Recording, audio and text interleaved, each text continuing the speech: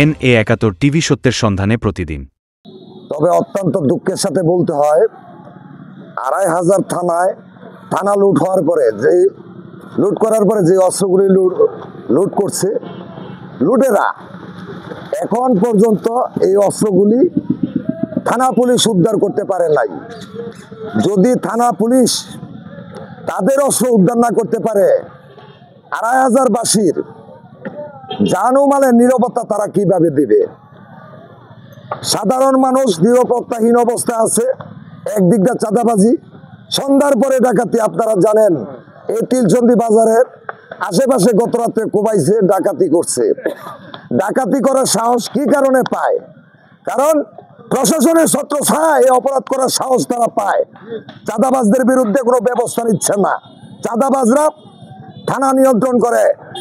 আমাদের নেত্রী পারভিন আক্তার পুলিশ প্রশাসন ও সন্ত্রাসীদের উপরে ভর করে রাজনীতি করে না, তিনি রাজনীতি করেন জনগণের উপরে ভর করে।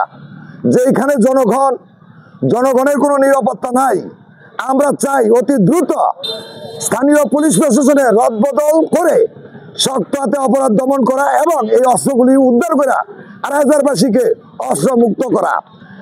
আমাদের বিএনপির ভারপ্রাপ্ত চেয়ারম্যান জনাব তারেক রহমান সাহেবের নির্দেশ প্রতিটা ঘরে ঘরে যাওয়া, ভোট দেওয়ার প্রস্তুতি নেওয়া এবং ধানের শীষে ভোট দেওয়া, মানুষকে উজ্জীবিত করা।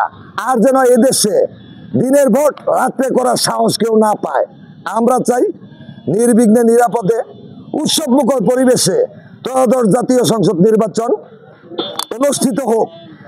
আমরা আরেকটা বার্তা দিতে চাই, যারা দলের নাম ভাঙিয়ে অপরাধ করছেন, যারা চোর ডাকাতের দল হিসাবে বিএনপিকে প্রতিষ্ঠিত করতে চান, আমি পরিষ্কার বলে দিচ্ছি, বিএনপি হোক সাধারণ মানুষের দল, যে দল আমাদের শহীদ রাষ্ট্রপতি জিয়াউর রহমান সাহেবের হাতের গড়া, এই দলের মধ্যে কোনো চাঁদাবাজ, সন্ত্রাস এবং দুর্নীতিবাজ, কোনো অপরাধী স্থান পাবে না। এটা রেজাল্ট আগামী নির্বাচনে প্রমাণ হবে।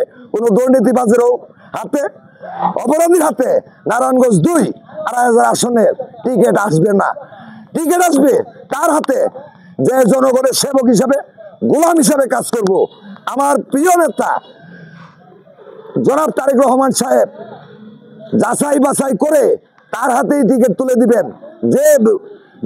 যিনি এমপি হবেন, মানুষের জান ও মালের নিরাপত্তা দিতে পারবেন, তার হাতেই টিকিট তুলে দিবেন।